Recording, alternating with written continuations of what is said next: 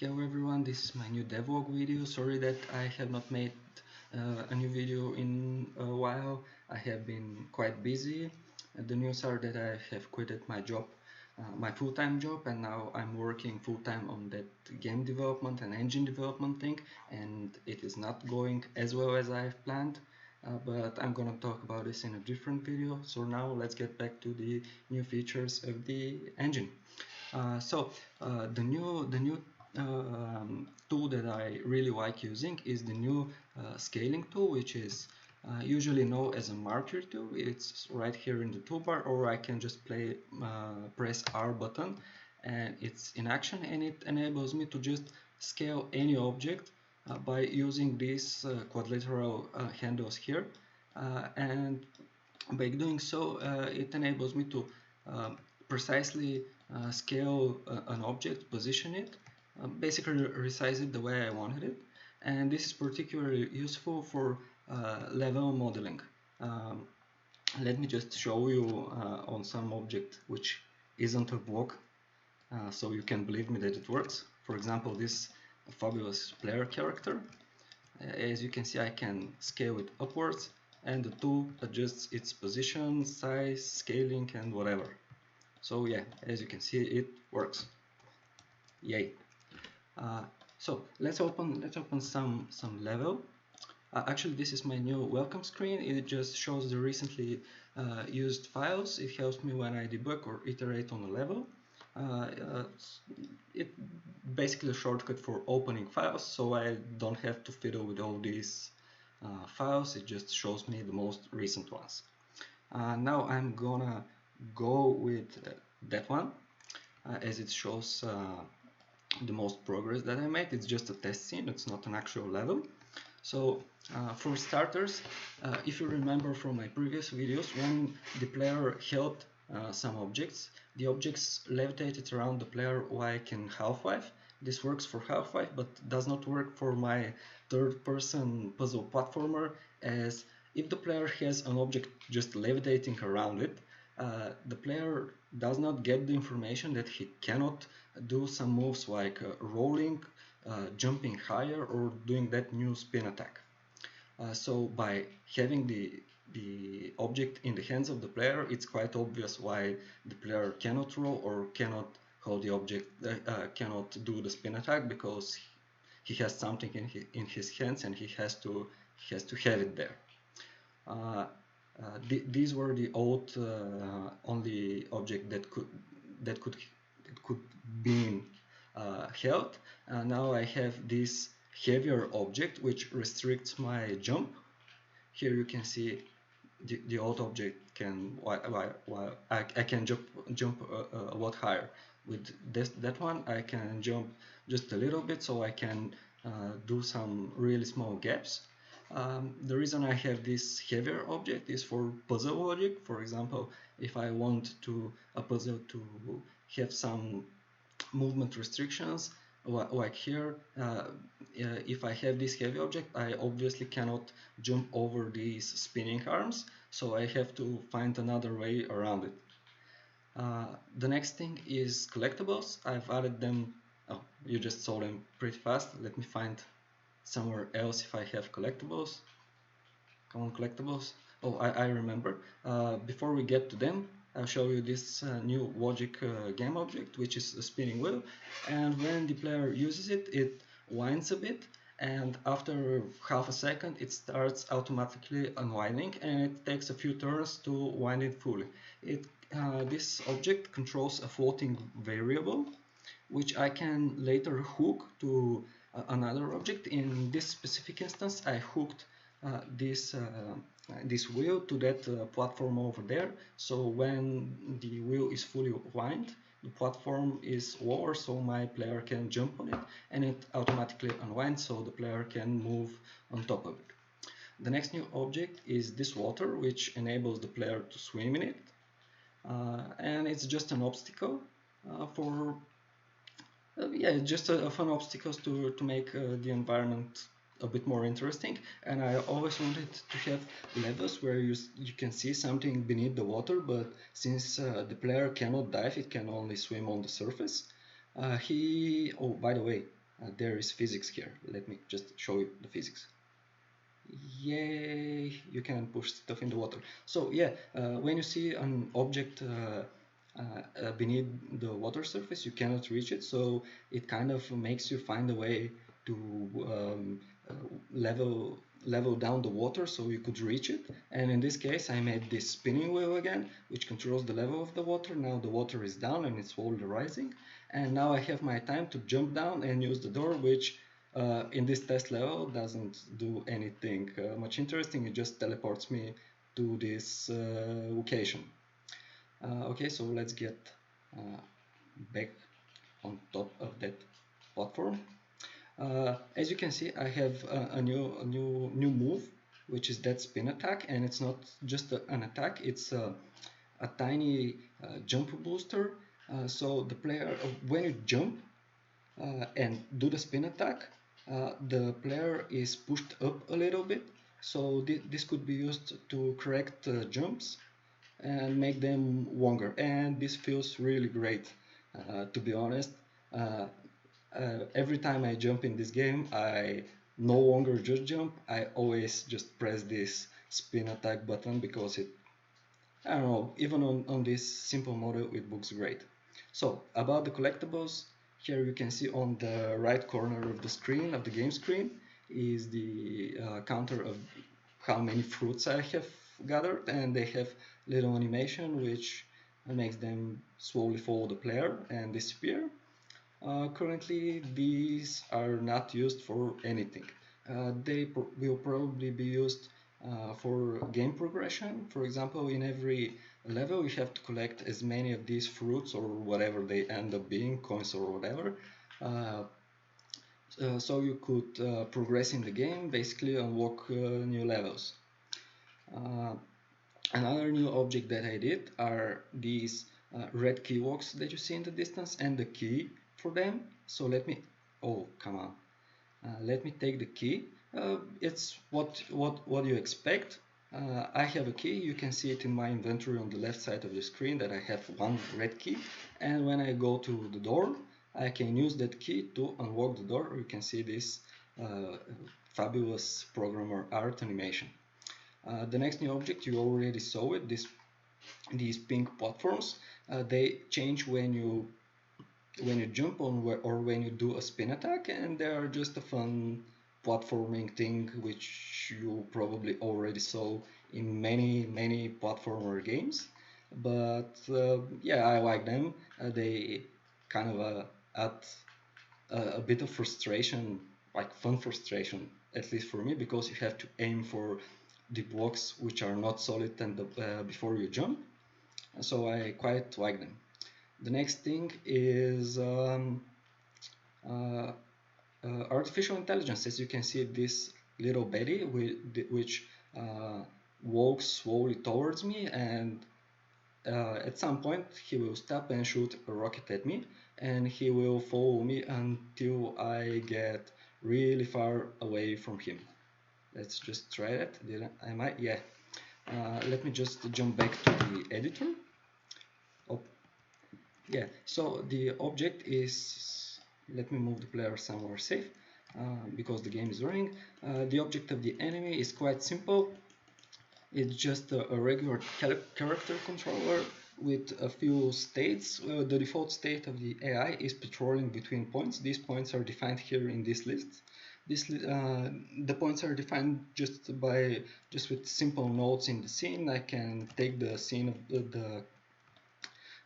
the node that represents the location where the AI has to go and move it, for example, here, and the AI updates and starts patrolling that way. I can add new points or whatever.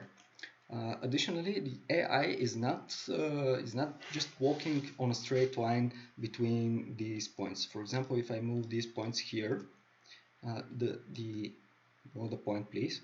Yeah, the AI will find the best path uh, along the level to reach that point.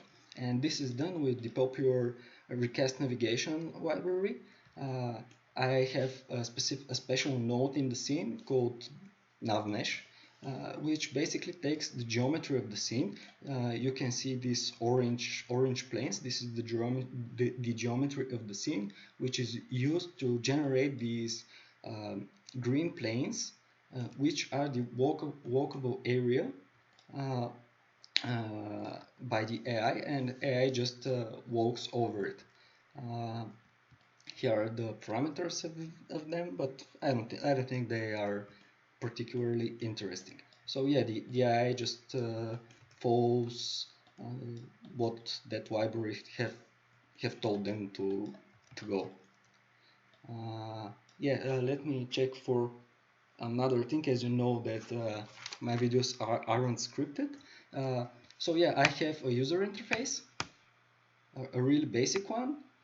Let me just launch the game in a different way. I actually rewritten a bit the engine. So uh, previously, if I wanted to play the game, I have to run the editor and then start playing the game from the editor. Now I have specific option, which is actually not that specific. It's by default to run the game, and yeah, you run the game and play it normally.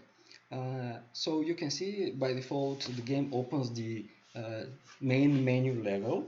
So menus are actually just levels, and I have some default settings. None of them work from here. The interesting part about the menu is that I can control it with mouse and keyboard, as you can see right here. And if I touch the gamepad, which I'm doing right now, you cannot see it, it automatically switches to gamepad control. And the way I do it, I just see which of the uh, input methods the user has lastly used, and I switch to that. So if I now just touch the mouse, the menu will automatically switch in a keyboard and mouse controls. Let's keep the controller now because it's kind of fun. And when you press any button, you can now start a new level. All of these levels are just placeholders. I don't have any actual levels. And you start playing. And when you start playing, you can press the pause button. The game is paused. Let me just prove you that the game is paused. Hop.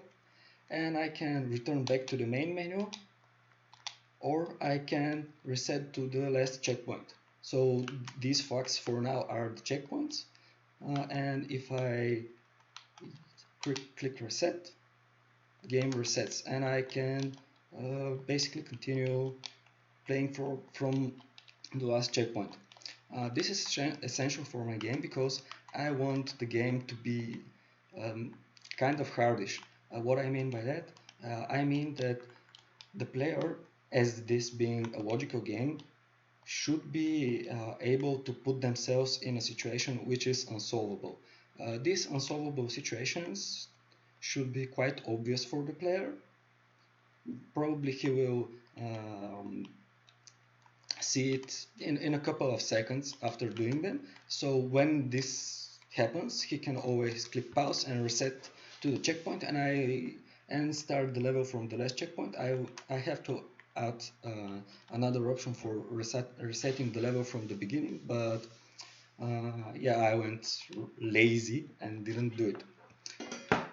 Okay, the next thing in my list here is about rendering. Actually, as you can obviously see, the rendering in this game is on a really bad state.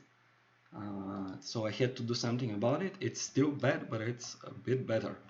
What I mean by being a bit better, let me just create some object to show you. 1 second, please. For example, rounded cube. Okay, so previously, let me just create a white real quickly. Previously, all the rendering, all 3D objects had their materials defined in the FBX file, so I could not overwrite the FBX material assigned to each mesh after I have exported it from Maya, Blender, or whatever. Now I've added this option right here. That you can see. Um, this is the model file that have been loaded for this specific object, and this here, this list here, is all of the materials that I can overwrite. In this case, there is only one material, and if it is not overridden, I have this little button which I can create a material override for it, and I can have the material quickly shown in the properties of the object itself. Otherwise, the materials are just normal game objects. They participate in the scene. You can see the white is in the scene, the object is in the scene, and the materials themselves are in the scene. I can control the basic settings that you know for materials. It's modeled after the PBS material, which is quite popular currently. I'm not sure if I need it for my game, as it is quite simple, but this is what is popular, so I just did it. You can pick the diffuse texture for let me just find a bit better looking texture. Yeah, whatever. So yeah, you can pick the textures here. Oh, I remember a good model for this. Yeah, that one. So this is just a simple car, and it has all of its materials by default. Let me just override the body material. And yeah, because I'm doing a demo, it doesn't freaking work. Okay, forget forget about it. I probably messed up something. What else? There were many things, and I cannot freaking remember what they were. Yeah, okay. Let's just step to showing you some levels. Where was it? Yeah. So one of the things that not that one, that one. So one of the things that I have played, I haven't picked a look for this game. I have a really hard time picking a theme and how the game should look. So I've played for one afternoon with the visual style, and I made a simple low poly uh, props, and they look way better than all I had previously, but I still don't like them. I really don't like flat low poly thing. It's fine for me to do it, but eventually I hope to hire an artist to do a proper art for that game. I don't want it to be a programmer art, but who knows what will happen. Okay, so let's play a level here to showcase at least something. I think this one will do. One moment. Okay, so this is a very simple level. You can pick stuff. It's not finished. I have another doubts about what I want the level goal to be. Like in Super Mario games, the goal in the game is just to reach the end. And the other inspiration for my game, which is Chips Challenge, the goal of the game is to collect an amount of chips and get to the end. And I don't like it. Don't like this kind of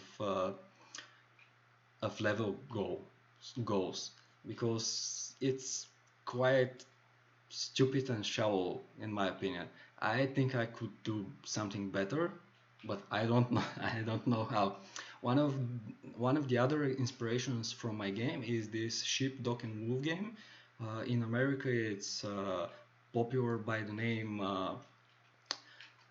Sheep Rider, and the goal of the game is to steal a sheep from a dog which guards the sheep. Uh, this is modeled after the Looney Tunes cartoon. So this is the coyote actually, which tries to steal sheep, and and he uses a lot of funky devices to achieve this. And this kind of looks like what my game is trying to be. You use some logic, and You use some logic to solve something, and the idea that I have, which is quite similar, is to, for example, the game should be something about rescuing animals or some other species from distant planets, and there would be a few different types of species. For example, I can have ships like in Ship Dock and Move, which the player cannot directly move, but they eat carrots or whatever, or cabbages, and the player has to build a path from cabbages and carrots from them to follow, and they have to reach a space rocket, for example, where the player can save them and free them. Another option that I have is a fish tank and a fish in that fish tank, obviously, and when the player holds that fish tank, uh, when the player walks, a bit of the water spills out from the fish tank, and the player has to pick the best path possible, basically the shortest path possible, so the fish could reach the spaceship while having water in it. And the third object, I actually have quite a hard time figuring out what kind of objects I can use. I can come up with. I cannot come up with more objects than this. The third one was just simply a bird, which when mounted, the player can use it to fly or just flap a few times, which can make the player reach previously unreachable parts of the levels. So he could unlock more stuff. So yeah, I have to think a bit better about it. But actually, I've been thinking about this idea for a month, and I cannot come up with new ideas in that fashion. Um, so I probably just have to start writing the idea down, basically not down, but in code and testing it. But I'm kind of lazy. Um, I have to fight that laziness and just do it, I guess. So yeah, let's finish this up with the last level, this one, which is, no, not that one. Which was it? Hook something. Yeah. So yeah, as I told you, that levitating thing is no longer here, so the player could not just pull objects in the uh, cannot pull objects the same way he holds them. Uh, so I had to rewritten the pooling of objects. So right now I can just uh, go to these handles, grab them, and start moving the objects which they are attached to. And having these handles is better than just having the plain object, because they convey to the player that he can hold them and move the object. Okay, so, and yeah, the other object that I have just written is this tomato, which when you jump on it, you bounce, and it's again platforming and logic obstacle, because uh, with this heavy object I cannot jump as high, and I cannot make that jump over there, but if I jump on the tomato, I can jump really high and get over here, maybe place that object over here. Oh, I'm not gonna be able to do that jump because this platform is not high enough. Let me just correct this in real time. Yeah, it's corrected.